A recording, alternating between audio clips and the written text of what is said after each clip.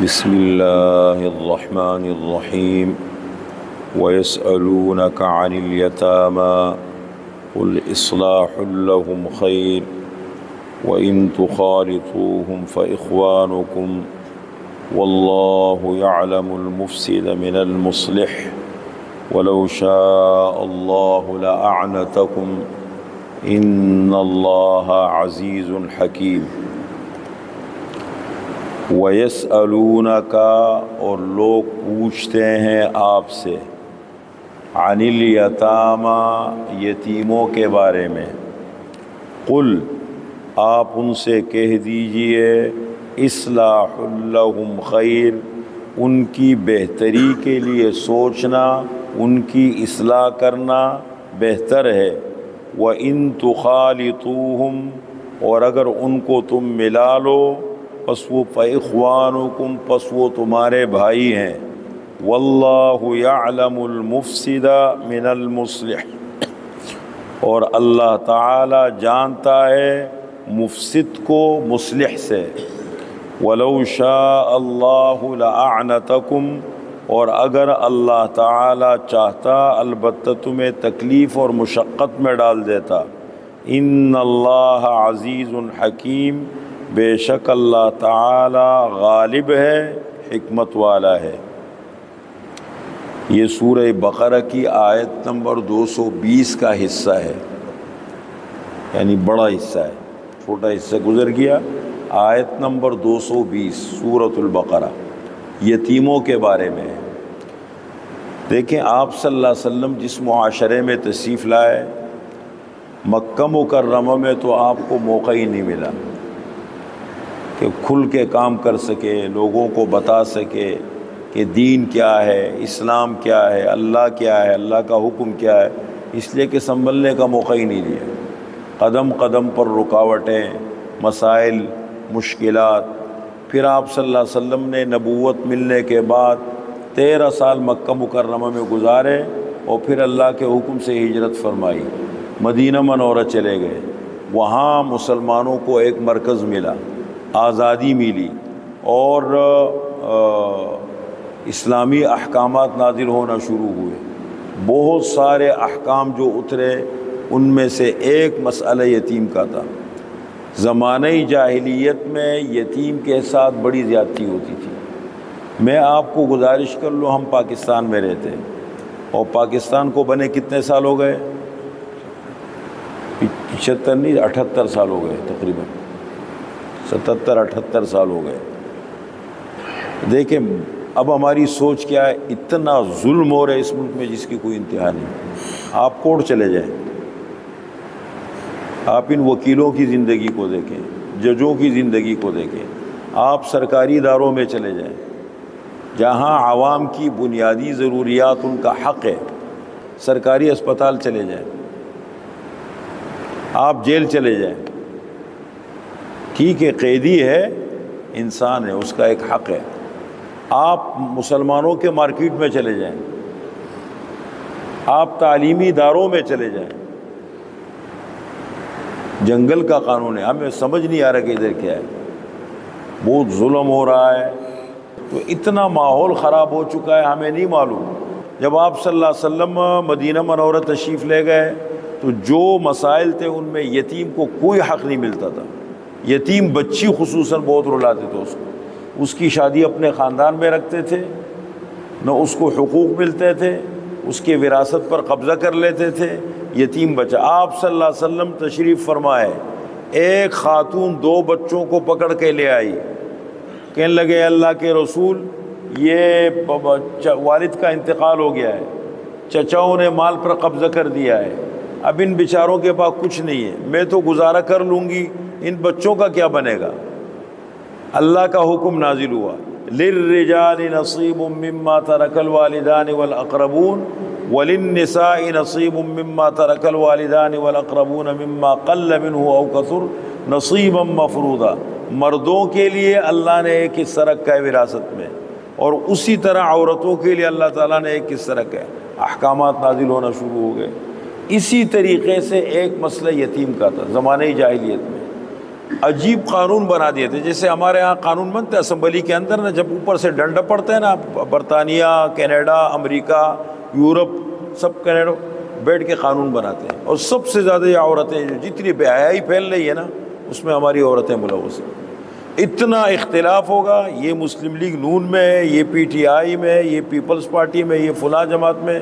اچھا، غلط قانون کے لیے ساری عورتیں مل جائیں گی. این جی اوز کے لیے کام کر رہی ہے، بڑے بڑے اداروں کے لیے کام کر رہی ہے، وہ استعمال ہو رہی ہے. اسکول ہے، دیکھا اب زیادہ تر خواتین چلاتی ہیں. آپ ان چیزوں میں بہت گہرائی سے بڑی تحقیق کر رہا ہوں ان چیزوں، چونکہ میرا عنوان تربیت ہے. آپ یہ نہ سمجھے میں مسجد میں بیٹھ کے باتیں کر رہا ہوں. میں الحمدللہ معاشرے کے اندر، اب ہمارے ہاں 2 اسکول ہیں، دونوں کو ہم نے نوٹس دیے، دونوں کا ہمارے ساتھ معاہدہ ہے.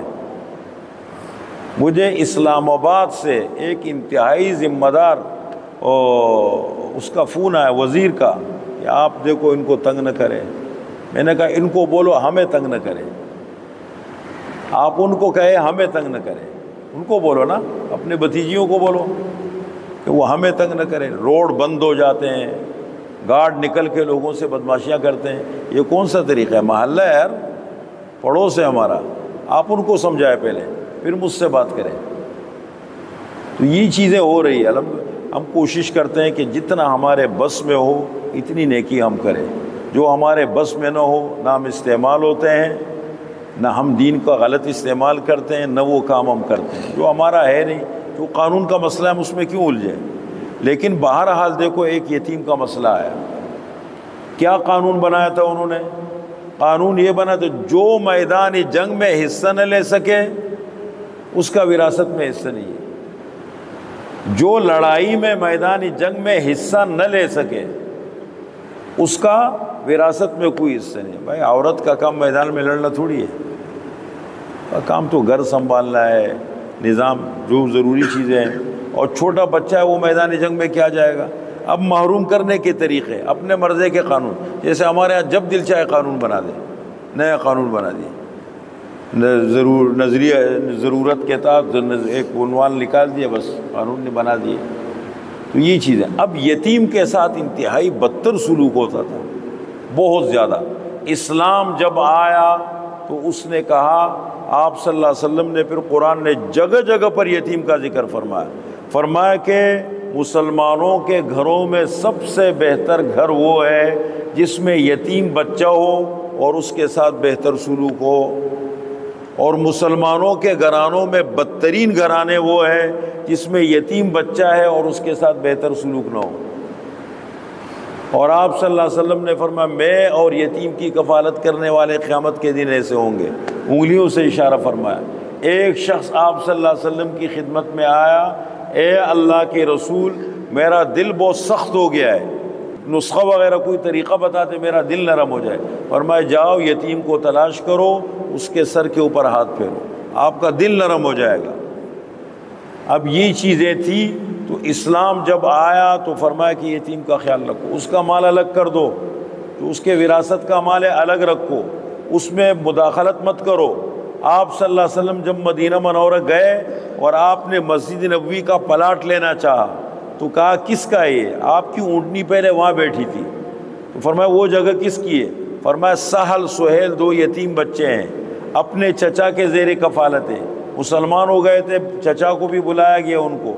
انہوں نے کہا ہماری طرف سے یہ جگہ مسجد کے لیے وقف ہے. آپ صلی اللہ علیہ وسلم نے فرمایا نہیں، یتیم کا مال ہے، یتیم کے مال میں ہم کسی قسم کا وہ نہیں رکھتے تصرف، ہم اس کی قیمت ادا کریں گے. آپ نے قیمت ادا کر کے مسجد نبوی کے لیے پلاٹ لیا، یہ سب کچھ کیا. اب یتیم کے ساتھ انتہائی بدتر سلوک ہوتا تھا.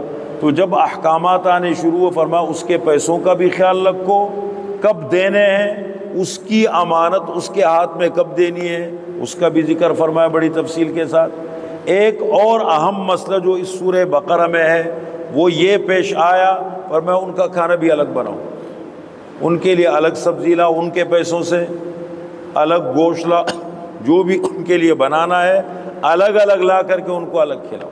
اب بناتے بناتے بناتے عورتیں تھک گئی. انسان ہے نا، یہ تو بڑا مسئلہ ہمارے لیے کھڑا ہو گیا. اس سے تو یتیم کے مال ان کو دے دو، جان چھوڑاؤ. ان کے کھانے الگ بنیں گے، ان کی چیزیں الگ بنیں گی، اور یہ ایک نیا، پھر ضائع بھی ہوتا تھا، مسائل بھی آتے تھے۔ پھر آخر میں ایک سوال اٹھا کہ یتیم کے احکامات تو آنے شروع ہو گئے، ہم نے ان کی امانتوں کا خیال کرنا شروع کر دیا، ان کے لیے کھانے بھی الگ بنتے، ہماری عورتیں تھک گئی ہیں، ہمارے لوگ تھک گئے، پریشان ہو گئے، ایسا نہ ہو کوئی نیا اور نقصان ہو جائے۔ تو یہ سوال اٹھا۔ وَيَسْأَلُونَكَ، یہ چھٹا يَسْأَلُونَكَ ہے، کل 7 سورہ بقرہ میں۔ وَيَسْأَلُونَكَ عَنِ الْيَتَامَى، اور اے پیغمبر لوگ پوچھتے ہیں آپ سے یتیموں کے بارے میں۔ سوال کیا ہوا کہ ان کا کھانا الگ بن رہے، ان کی ہر چیز الگ بن رہی ہے، ہمارے لیے مشکل پیش آ رہی ہے۔ وَيَسْأَلُونَكَ، اور لوگ پوچھتے ہیں آپ سے یتیموں کے بارے میں۔ قل، اے پیغمبر آپ ان سے کہہ دے، اصلاح لہم خیر، ان کی اصلاح کے لیے سوچنا، ان کی بہتری کے لیے سوچنا یہ بہت بہتر ہے۔ اچھا سوچو ان کے لیے، ان کی بہتری کے لیے سوچ لو۔ اب مسئلہ یہ آ رہا ہے کہ ان کا کھانا الگ بن رہا ہے، ان کی چیزیں الگ بن رہی ہیں، ایک کام کر لو، وَإِن تُخَالِطُوهُمْ فَإِخْوَانُكُمْ، اور اگر تم ان کو اپنے کھانے میں شریک کر لو، وہ تمہارے بھائی ہے، کوئی بات نہیں۔ جب تمہارے گھر میں کھانا بنے، اپنا خرچہ دو، ان کے امانت میں سے تھوڑے سے پیسے لے کے اپنے پیسوں میں ملا دو۔ یہاں تک کہا گیا کہ اگر تم غریب ہو اور یتیم تمہارے زیر کفالت ہے، ان کی امانت تمہارے پاس ہے، تمہارے گھر میں اتنا نہیں ہے، اسی کے مال میں سے اتنی ضرورت کی چیز منگوا لو، تم پکاؤ، تم بھی ساتھ کھا لو، تم بھی ان کے ساتھ مل کے کھا لو۔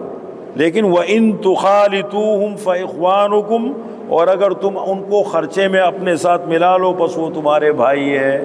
لیکن ایک ایسا نقطہ اور اصول بنا دیا جو معاملات کی بنیاد ہے، واللہ یعلم المفسد من المصلح، اور اللہ تعالی جانتا ہے مفسد کو بھی اور مصلح کو بھی، کس کی نیت اچھی ہے، کس کی نیت میں کھوٹ ہے، پتہ لگ جائے گا قیامت کے دن۔ ایک آدمی پیسے آگے پیچھے لگ رہے، اس کے ہاتھ میں امانتیں، نیت صاف ہے، دل صاف ہے، معاملات ٹھیک ہے، ڈرنا ہی نہیں چاہیے۔ اور اگر ایک آدمی کی نیت ہی خراب ہو، امانتوں کو لے کے کبھی ادھر لگا رہے، کبھی ادھر لگا رہے، اور لوگوں کی چیزوں کو لے کے، تو فرمایا دیکھو ایک نقطہ بنا دیو، واللہ یعلم المفسد من المصلح، اور اللہ تعالی جانتا ہے مفسد کو مصلح سے۔ یعنی ایک ہے مفسد، فساد کرنے والا، جس کی نیت خراب ہے، جس کی سوچ ہی خراب ہے، خائن ہے، چور ہے، پتہ لگ جاتا ہے، اللہ سے کیسے چھپے گا؟ مخلوق سے چھپا دے گا، اللہ سے کیسے چھپائے گا؟ اور مصلح کون اصلاح کرنے والا ہے، اس کو بھی اللہ تعالیٰ جانتا ہے۔ وَلَوْ شَاءَ اللَّهُ لَأَعْنَتَكُمْ، اور اگر اللہ تعالیٰ چاہتا تمہیں تکلیف اور مشقت میں ڈال دیتا، بھاری بھاری احکام، مشکل احکام نہیں، یہ کرنا ہے تم نے، اس کے بغیر تمہارے پاس کوئی اور آپشن نہیں ہے، راستہ نہیں ہے، یہ کرو۔ وَلَوْ شَاءَ اللَّهُ لَأَعْنَتَكُمْ، اللہ تعالیٰ تمہیں مشقت میں ڈال دیتا، اللہ نے ایسا نہیں کیا، تمہارے ساتھ آسانی کا معاملہ فرمایا۔ ان اللہ عزیز حکیم، بے شک اللہ تعالی غالب ہے اور حکمت والا ہے۔